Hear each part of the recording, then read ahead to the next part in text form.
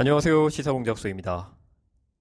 한국 정부가 제3국 중재위원회 설치 방안을 거부하면서 한국과 일본의 갈등은 최고조로 치닫고 있습니다. 16일 문재인 대통령이 중재위 설치 방안에 거부 의사를 밝혔지만 일본의 아베는 이를 무시한 채 자신들이 정한 시한인 18일까지 한국은 답변이 없었다를 강조하며 추가 제재를 검토 중인 것으로 알려졌습니다. 일본 특유의 국제사회에 한국의 부당성을 재차 강조하기 위한 조치로 보여지는데요. 일본 언론들 역시 일제일, 19일 한국에 대한 수출 규제를 정당화하며 한국을 비난하고 있는 상황입니다. 그런 가운데 장기적인 한일 관계 악화를 우려하는 미국이 드디어 적극적인 관여 움직임을 보이고 있습니다.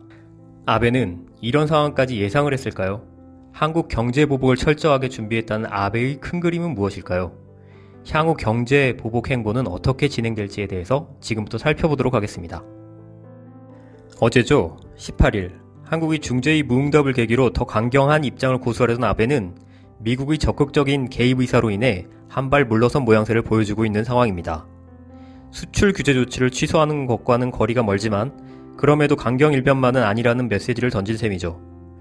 국제적인 압박 분위기 때문에 마냥 강공을 하기엔 부담스러울 수도 있다는 점에서 여론전에 나선 것으로 보일 수도 있는데요. 그동안 보여준 모든 조치는 참의원 선거를 위한 포석이라는 보도들이 많았기 때문에 선거 이후에 아베의 행보가 주목됩니다. 가장 먼저 23, 24일에 한국이 세계무역기구에 제소한 수출 규제의 부당성에 대한 한일 공방전이 있을 예정인데요. 여기서 서로 만족할 만한 결과를 얻기에는 부족하지만 국제사회의 지지를 어느 한쪽이 더 끌어내느냐도 중요할 것으로 보여집니다. 24일에는 한국의 화이트리스트 제외를 두고 공청회가 예정되어 있습니다.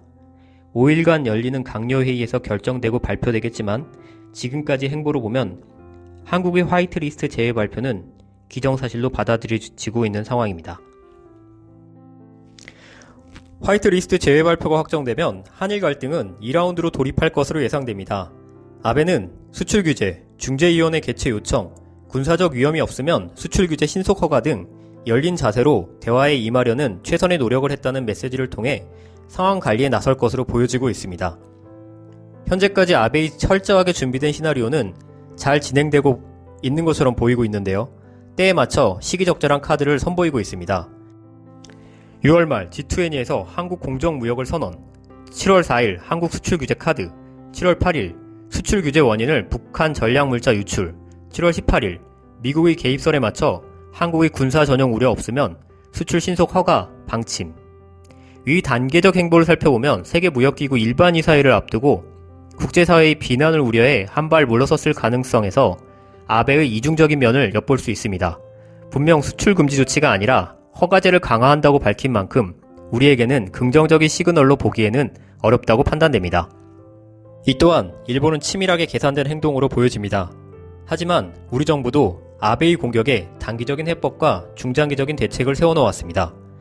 내부적으로는 금리 인하, 외부적으로는 군사정보 보호 협정 카드를 내비친 것은 외교적 논의가 가시화되기 전까지 장기적 가능성이 있다는 만큼 다양한 대응책을 가지고 있다는 것을 일부러 보여준 것이 아닐까요?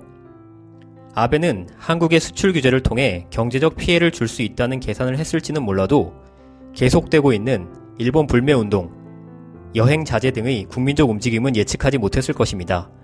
이번 사태는 장기적으로 일본의 의존도를 줄이고 국내 중소기업들에게 기회를 주는 효과를 가져올 것입니다. 앞으로 당장은 경제적인 충격이 있겠지만 우리에겐 오히려 잘된 일일지도 모릅니다.